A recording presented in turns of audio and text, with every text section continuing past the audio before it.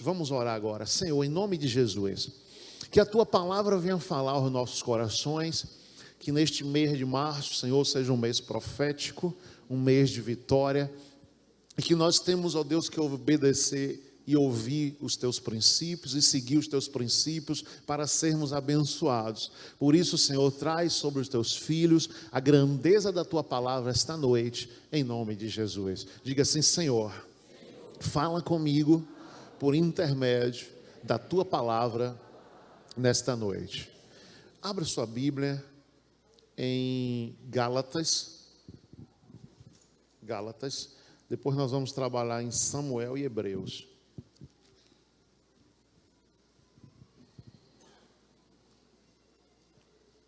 Gálatas. Enquanto você está aí em Gálatas, eu vou ler um texto aqui para você em Romanos, mas não precisa você abrir em Romanos. O que é que nós vamos falar? Para quem são as promessas de Deus? Para quem são as promessas de Deus? Romanos 9:4 diz, fica em Gálatas, são israelitas, pertence-lhes a adoção de filhos, a glória, as alianças, a lei, o culto e as promessas. Então está aqui escrito categoricamente em Romanos 9:4, você pode anotar, mas não precisa se abrir. São israelitas, pertence-lhes a adoção de filhos, a glória, as alianças, a lei, o culto e as promessas. Romanos 9:4. Agora vamos lá para Gálatas. Então a quem pertence as promessas? Você está vendo aí. Para quem? As promessas para quem não conhece Deus e sua palavra. Daqui a pouco a gente fala. Mas olhe Gálatas, capítulo 3, versículo 14. Ele nos resgatou para que a bênção de Abraão chegasse aos gentios por Jesus Cristo, e para que pela fé nós recebêssemos a promessa do Espírito. Gálatas 3, 14 em diante. Olha o 15. Irmãos, falo como homem. Se o testamento de um homem for confirmado, ninguém o anula, nem lhe acrescenta alguma coisa. Ora, as promessas foram feitas a Abraão e ao seu descendente. Quem lembra quem era o descendente de Abraão? Quem lembra? Isaque. A Escritura não diz, é a seus descendentes, como falando de muitos, mas como de um só. E a teu descendente, que é Cristo. Então nós somos descendentes de Abraão em Cristo Jesus. Olha o 29. E se sois de Cristo, então sois descendentes de Abraão e herdeiros conforme o quê? A promessa. Quem pode aplaudir a Jesus? Então veja o que a Bíblia nos fala aqui essa noite sobre essa descendência e sobre a nossa situação.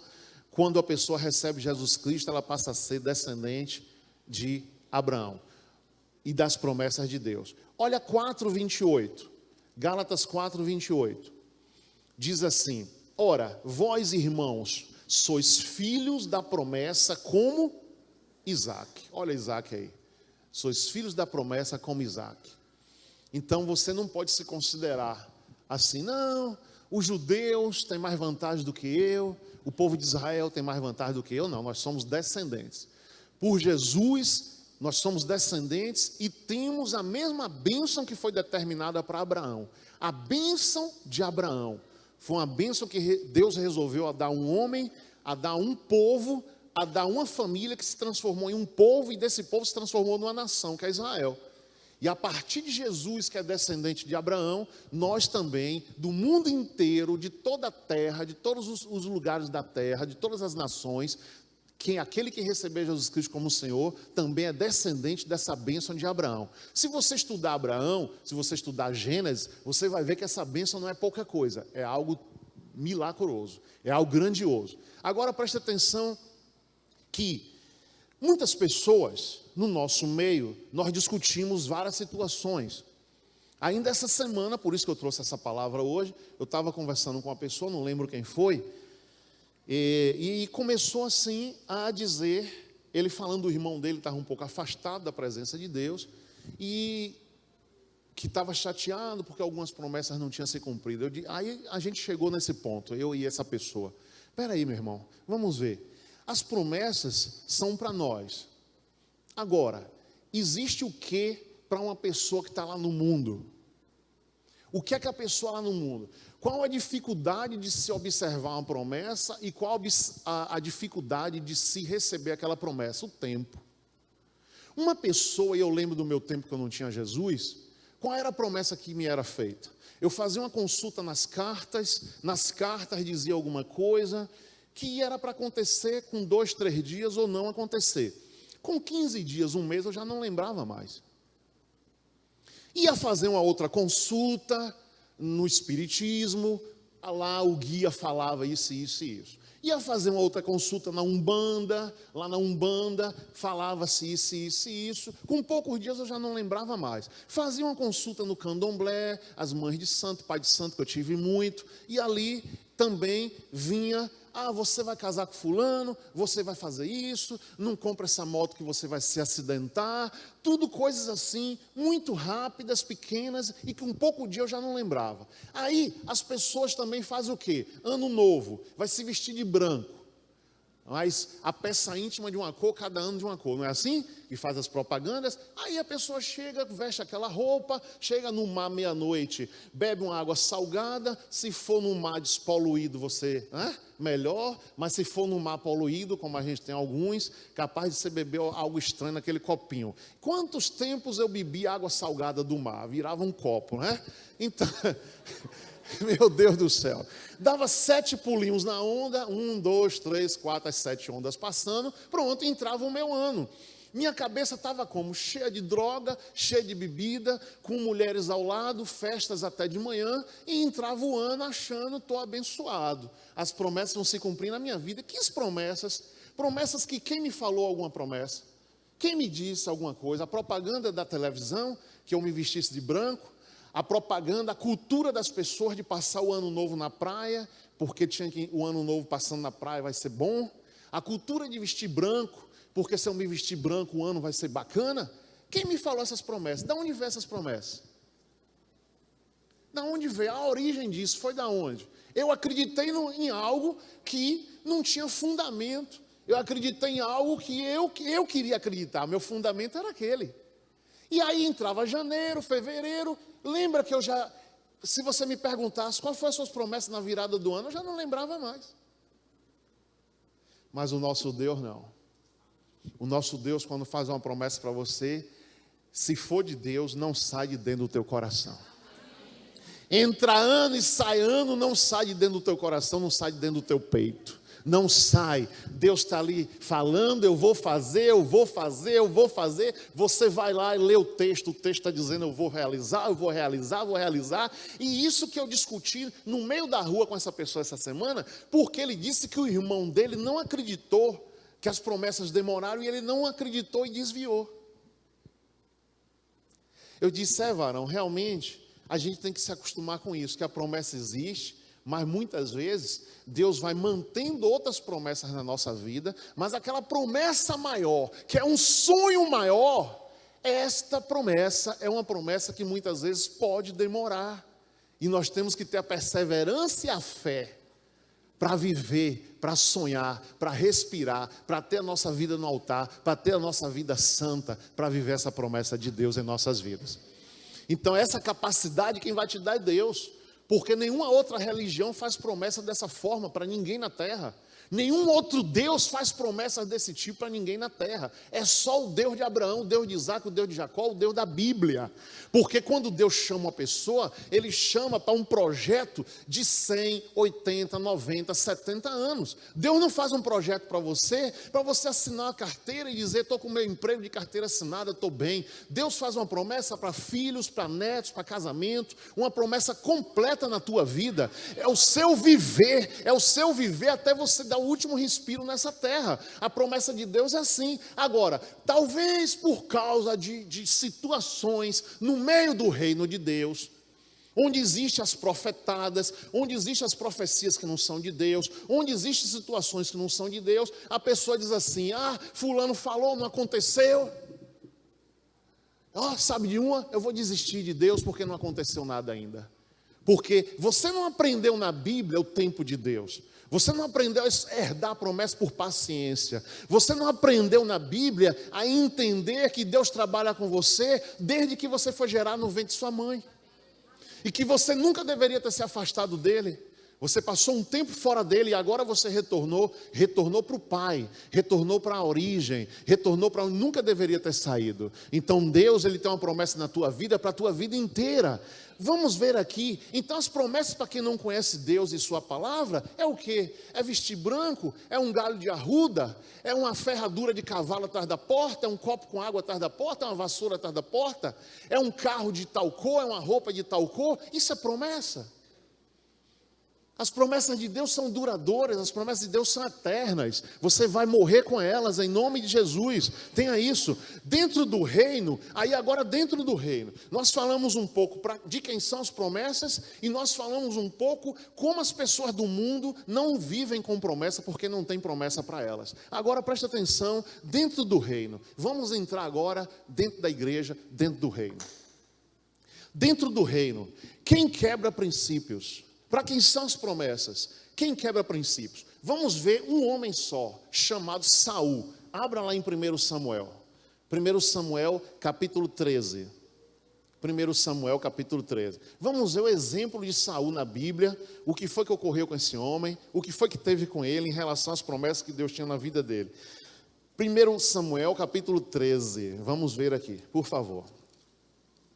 Dentro do reino, quem quebra princípios? Para quem são as promessas? Para quem quebra princípios? Saul quebrou o princípio. Rápido. Por isso, quanto tempo você acha assim que Saul viveu? E ele reinou. Ele reinou por 42 anos. 42 anos. Ele reinou de 1046, o ano 1046 antes de Cristo, até 1006 antes de Cristo. Ele reinou. O que Deus dá, Deus tira. Aí uma pessoa diz assim: mas eu comprei meu carro. Pronto, você comprou seu carro, 36 parcelas. Deus não vai tirar esse carro de você. Você comprou esse carro, você está pagando 36, 24, 12 parcelas, 70 parcelas, consórcio, seja o que for, você está pagando ali todo mês. É seu suor. Deus não rouba de ninguém. Deus não tira de ninguém. Deus não tira esse carro seu. Agora, o que Deus lhe deu, Ele tira. Eu dei. Você recebeu um carro, como esse rapaz aqui recebe uma casa de presente da sogra. Deus deu a ele. Nem toda sogra dá casa a ninguém. Tu recebeu casa da tua sogra? Quem recebeu aqui casa da sogra? Levanta a mão. Ele, você, três pessoas desse lado, 4, 5.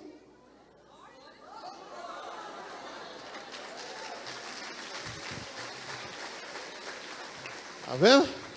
Mas a maioria absoluta não recebeu. Eu estou esperando minha casa ainda, minha sogra vai me dar.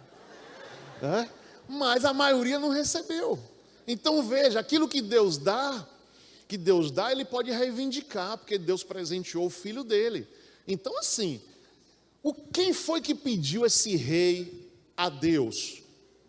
Deus não tinha um projeto de ter rei em Israel, ser como as outras nações. Deus queria um reinado em Israel, a gente até conversou isso esses dias, sacerdotal, um reino diferente em Israel. Mas o povo disse: todo mundo tem rei, menos a gente, dá-nos um rei. E foi falado isso para Samuel. Samuel levou em oração a Deus, e Deus permitiu que Israel tivesse um rei. E o primeiro rei foi Samuel. Vamos ver aqui, ó.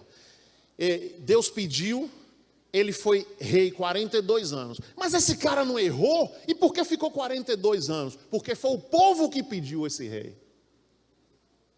O rei Davi, Deus estava preparando na mente dele para o momento certo. Quando ele começou a reinar, Davi não tinha nem nascido. Porque quando Davi substituiu ele, Davi tinha 16 anos. E ele ficou 42 anos reinando. Mas vamos ver como foi esse reinado dele. Olha, a primeira desobediência dele, 1 Samuel 13, do 8 em diante, do 8 até o 14.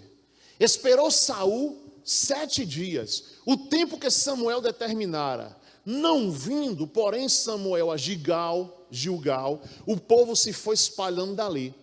Portanto, disse Saul: trazei-me aqui um holocausto e as ofertas pacíficas. E ofereceu o holocausto. Era papel deles oferecer o holocausto? Chega um político aqui famoso, vai vir nos visitar, senta aí eu vou chamar o político, sirva a Santa Ceia, como hoje. Faça a Santa Ceia hoje. O senhor é uma pessoa muito importante, o senhor é conhecido no Brasil todo, o senhor tem milhares de votos. Sirva a Santa Ceia, doutor fulano. Ou excelentíssimo, sirva a Santa Ceia.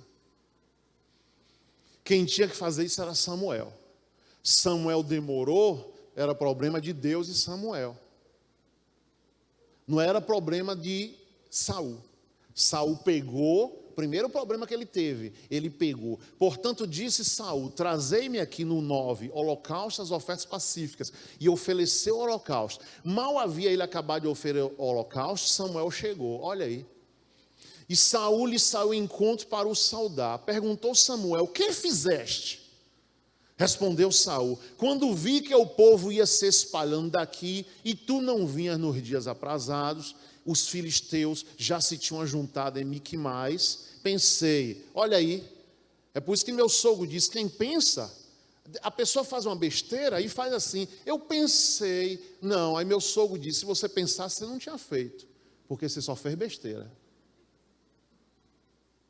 As pessoas não têm essa mania de dizer, aqui na Bahia, aqui na nossa região, eu pensei, faz um negócio errado, aí vira depois, eu pensei que... Não, você não pensou. Se você tivesse pensado, você não tinha feito. Está entendendo, igreja? Fale para quem está ao seu lado, você não pensou. Se você pensasse, você não tinha feito. Então, olha aqui, ó. Esse negócio que a Bahia fala aqui está na Bíblia. Olha aí, está vendo? Pensei.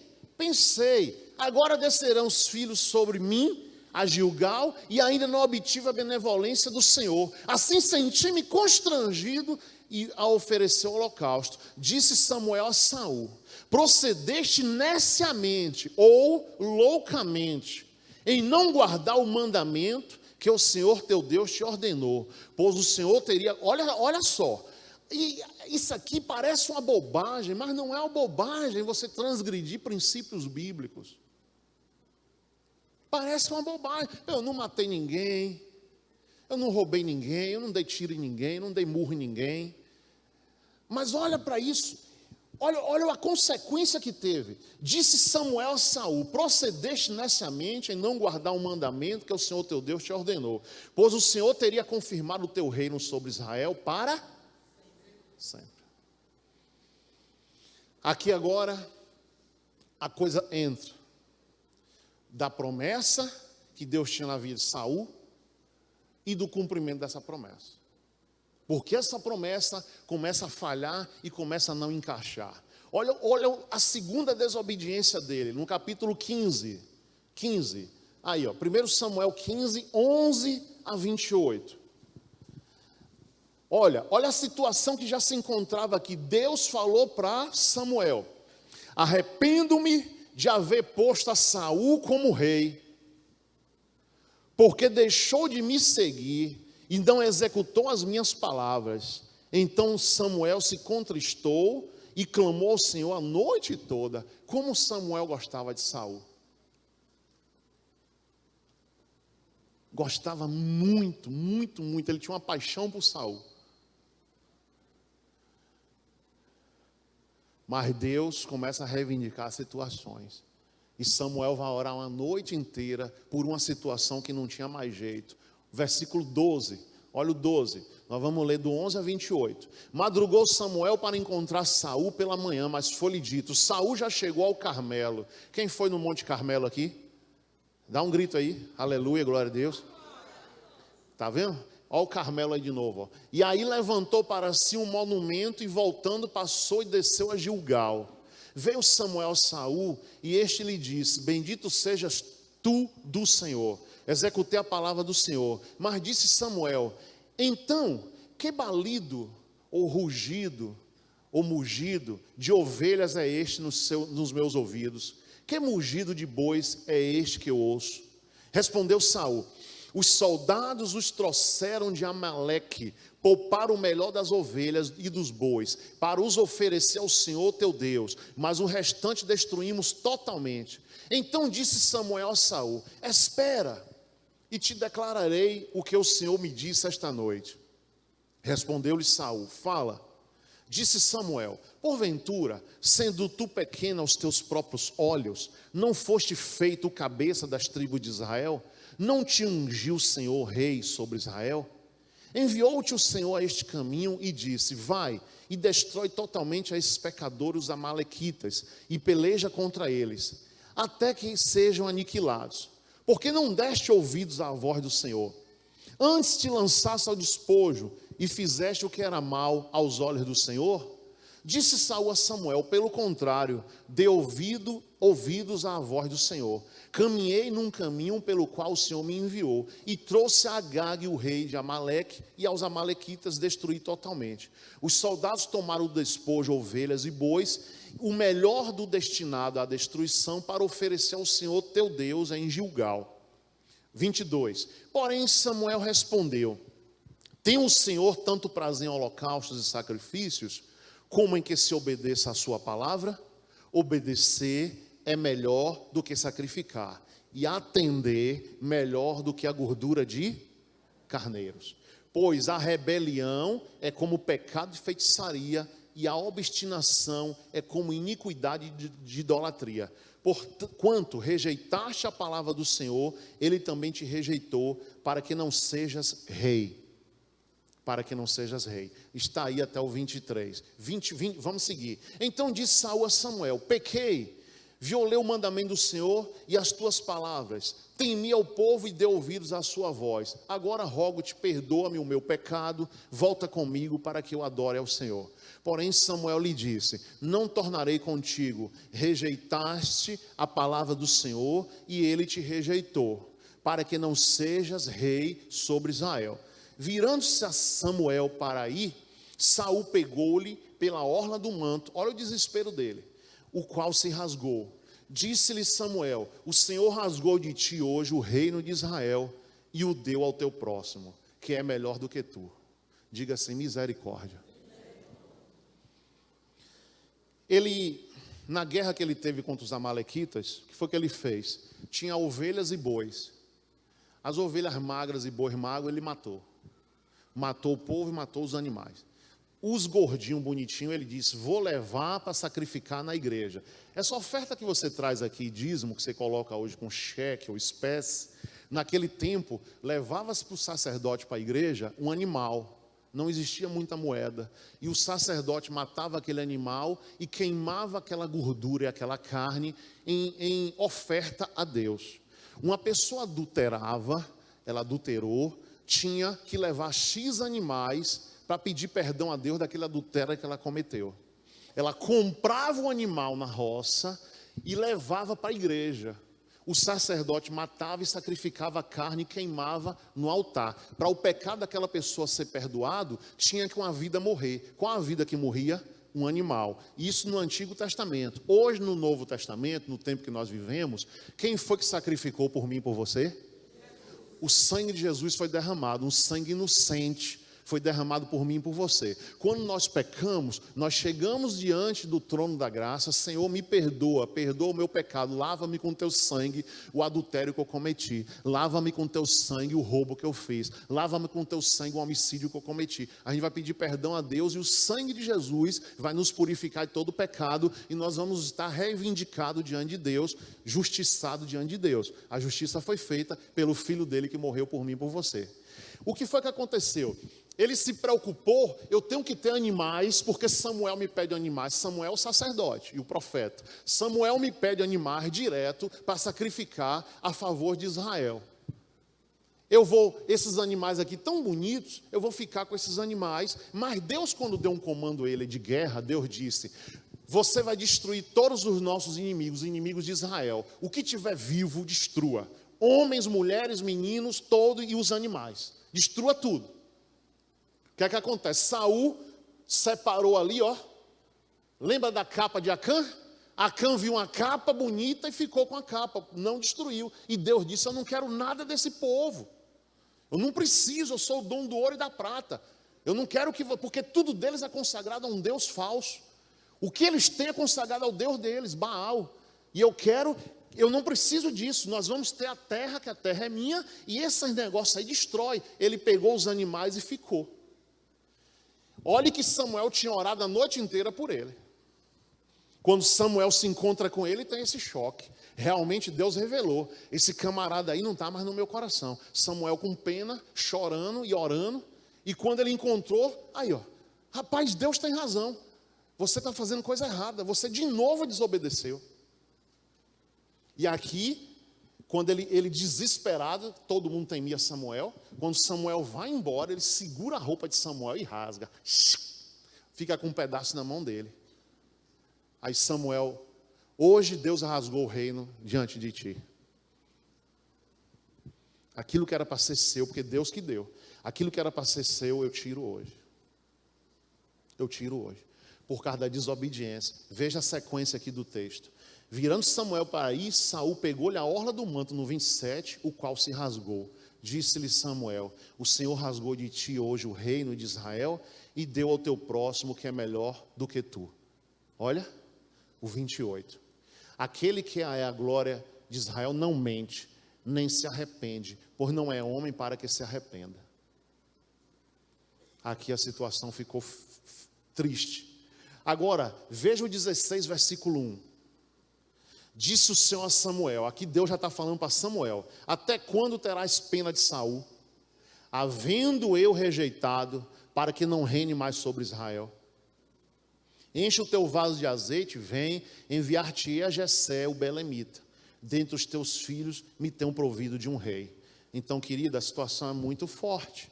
A situação é muito forte e vai ficando mais forte ainda. Olha o 14, 16, 14. Ora, o Espírito do Senhor retirou-se de quem? E o atormentava um espírito maligno da parte do Senhor. Você está vendo? A pessoa tinha um Espírito Santo. Por desobedecer, não pegou mulher, não roubou ninguém, mas ele desobedeceu o que não era para ele fazer. O Espírito de Deus saiu dele e um espírito maligno o atormentava dia e noite. Agora olha aqui um outro texto, olha o 23, 16, 23. Sempre que o espírito maligno da parte de Deus vinha sobre Saul, Davi tomava a harpa e a tocava. Então Saul se sentia aliviado e se achava melhor, e o espírito maligno se retirava dele. E depois ele quer matar Davi. O único que tocava e aliviava a situação dele, depois ele se vira para matar Davi. Davi já estava escolhido por Deus. Já estava na escolha certa por Deus. Então, queridos, às vezes a gente pensa assim, aí a gente vem para dentro do reino. Esse 14, 23. A questão dentro do reino é essa: eu não quero obedecer, mas a consequência é trágica. É trágica. Não tem outro Deus, não tem outro caminho, e não tem desobediência no dicionário de Deus. Não tem desobediência de Deus. Por isso que fica dividido. Um grupo que quebra princípios, e esse grupo que quebra princípios, quando eu falo isso, eu falo dentro do reino de Deus. Esse grupo que quebra princípios, ou se desvia, porque a promessa de Deus está demorando, não está acontecendo, ou continua em desobediência, e continua sem receber, e continua sem receber, e continua sem receber. Agora, dentro do reino, existe também aquele que não quebra princípios, e persevera até o fim. Porque também não adianta você não quebrar princípio e não perseverar. Eu não quebro princípio, eu obedeço a tudo e a todos, mas eu não jejuo, não oro e não luto. Eu fico esperando cair do céu.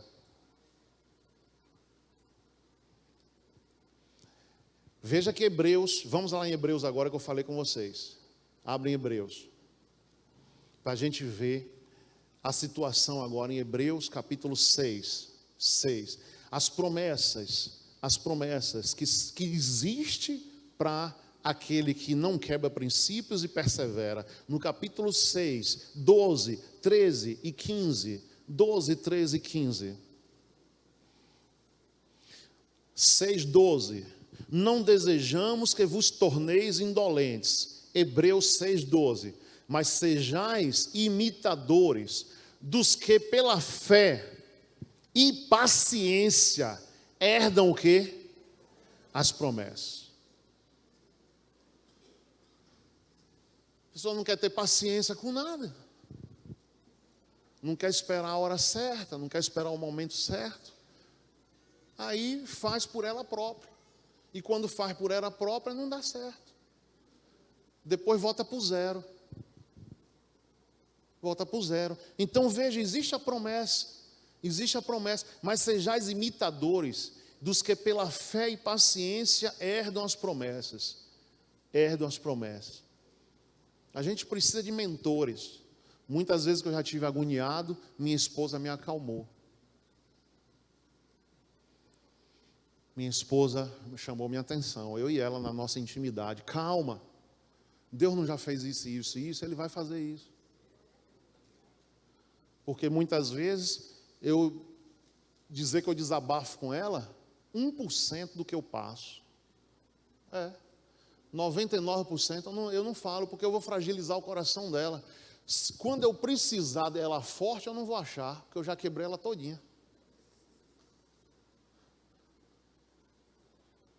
A pessoa pensa que é vantagem contar tudo para a esposa, contar tudo para o marido.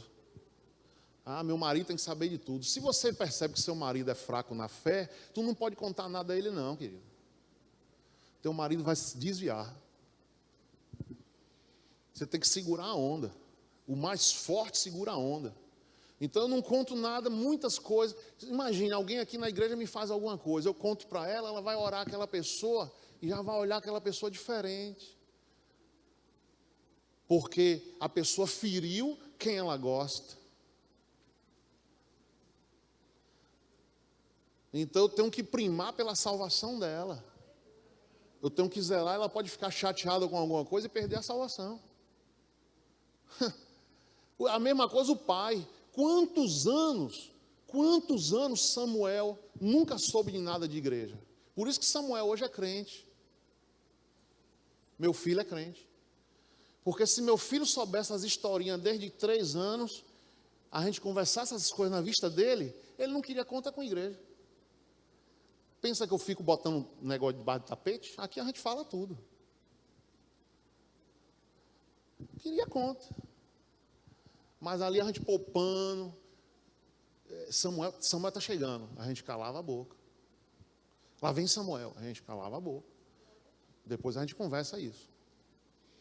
Está entendendo? Você fica falando para os seus filhos, depois seus filhos vai dar 15 anos, não quer conta com a igreja, e você vai culpar quem? O culpado foi vocês em casa que não tiveram sabedoria. Porque você que está aqui, que é católico ou espírita, entenda o que eu vou lhe dizer. Igreja não é céu, não.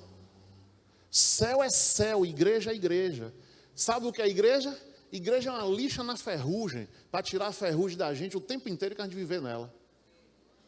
Para você subir para o céu limpo. Porque no céu ninguém vai subir com ferrugem. Vai subir cheiroso, pintado, bonito, adornado, firme. Ninguém. Então igreja é um lugar para a gente perdoar. Igreja é um lugar para a gente amar aqueles que nos feriram. Para a gente aprender. Não quero conta com a igreja, vai ficar em casa? Em casa você vai perdoar quem? Um cachorrinho? Você não vai executar em casa a palavra de Deus. A palavra de Deus se executa entre homens, entre pessoas. Você vai orar um pelos outros, exortar uns aos outros, tudo é assim. Fique em casa e ore pelas paredes, não existe isso. A Bíblia diz, orai uns pelos outros, exortai uns aos outros. Amém? Não tem isso escrito? Tudo isso faz parte de igreja. Amai uns aos outros, perdoai uns aos outros. Está entendendo? É igreja. Lá em sua casa você não vai ter quem perdoar, você não vai ter quem exortar. Vai exortar a piscina, pastora Marina? Hã? Vai exortar o passarinho, vai exortar o cachorrinho? Então assim, tem que ter sabedoria. Se eu ficar para minha esposa todo dia, no ouvido dela, descarregando uma descarga suja no ouvido dela, está amarrado em nome de Jesus. Agora, quando eu estou um pouco calado, um pouco assim, ela já percebe. Augusto, o que é que tem aí? Fale. Aí eu estou precisando realmente, eu falo um pouquinho, aí a gente ora junto e ela me aconselha. Está entendendo? Porque ela está forte. Você deixa a sua esposa forte. Para na hora que você estiver um pouquinho fraco, ela... Esse não é Augusto que eu conheço. Vai para o monte. Eu estou cansado, vai para o monte. Não alisa não. Não alisa. Eu estou cansado, vai para o monte. Ela não alisa. Vai orar, vai fazer vigília, vai virar a noite na igreja. Fala.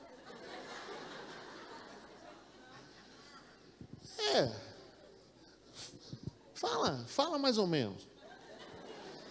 Então assim, aí eu ouço o conselho dela, venho e me fortaleço, e a vida vai levando, que a vida você tem que levar, entendeu?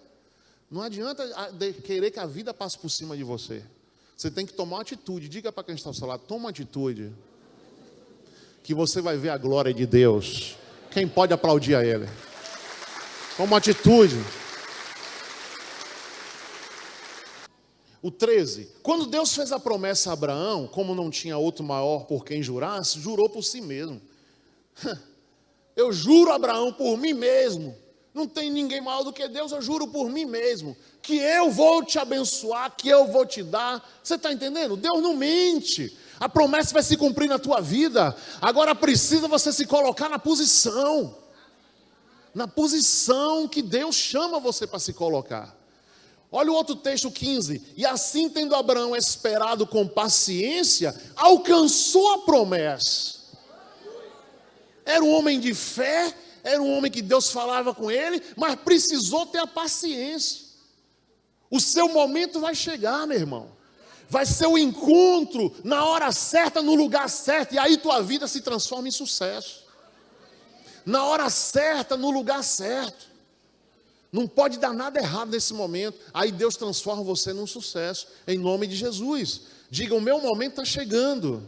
Eu estou esperando com paciência. E Deus vai fazer na minha vida. Olha o 10:36.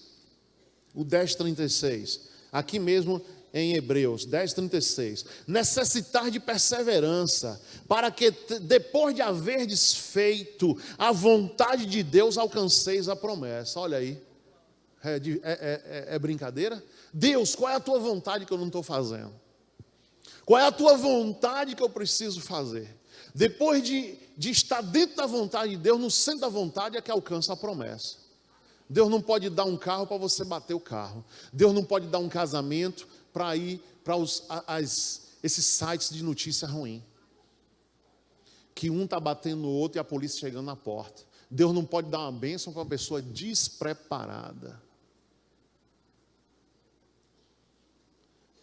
Por isso que primeiro, quando a gente alcança a vontade de Deus, a gente se tornou uma pessoa preparada. Preparada para receber qualquer coisa da parte de Deus. Deus vai te entregar quando você estiver o quê? Preparado. Então assim, antes de pedir o carro a Deus, antes peça a carteira de motorista. Não inverta as coisas. Você não vai dirigir sem carteira de motorista. É uma multa, você vai passar vergonha, vão parar o carro no meio da rua, entendeu? Então muita gente pede marido.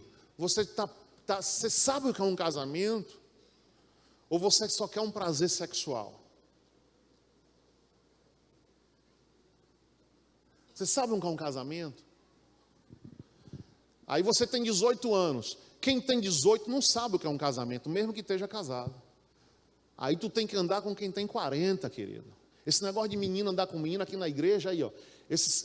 Todo mundo que deu testemunho aqui hoje é jovem. A gente passa em alguns lugares, igreja de jovens, só tem brinco e cabelo nas costas. Ninguém trabalha, ninguém estuda, ninguém passa no vestibular, ninguém faz nada. Que igreja de jovem é essa? Os jovens aqui se tornam adultos e rápido. Na Bíblia, Deus chamava o povo com 16 anos. Com 15 anos o povo era rei. Davi foi rei com 16. O peso vem logo novo, porque novo tem saúde para aguentar.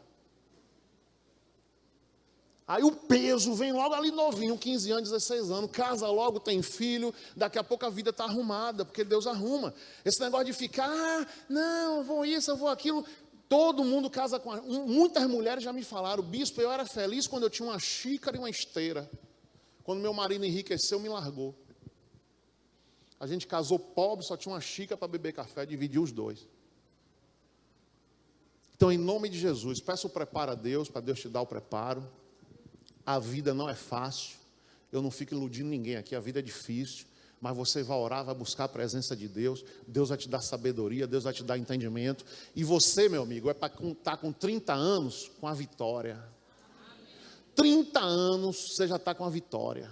Não vai esperar ficar de brinco, de tatuagem, de cabelo comprido, rock and roll, e 30 anos começar a pensar que não tem jeito, o mundo é eliminatório. 30 anos já é velho para começar. Começa com 15, meu irmão, começa com 14. Para 30 anos você já está na crista da onda. Quem entendeu o que foi dito aqui? Aplaude a Jesus.